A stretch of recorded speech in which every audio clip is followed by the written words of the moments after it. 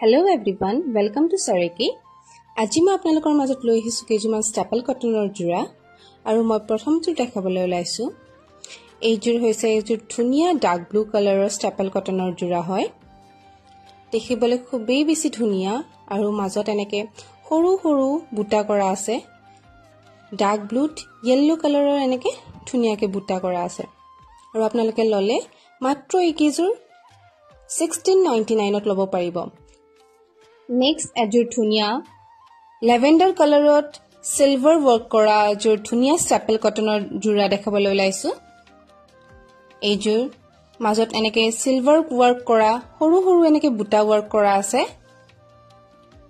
তাৰ পিছত এযোৰ ধুনীয়া পাৰ্টি ওয়্যাৰ ষ্টেপল কটনৰ জোৰা বটল গ্ৰীন কালাৰত ইয়েলোৰে ওয়াৰ্ক কৰা আছে।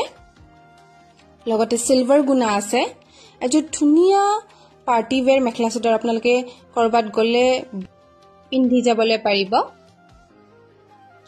নেক্সট আৰু এযোৰ গ্ৰীন কালাৰত দেখাবলৈ ওলাইছো। খিচা ওয়াৰ্ক কৰা আছে এইযোৰত ধুনীয়া আৰু মেখেলাখনো খুবেই বেছি হেভি হয়।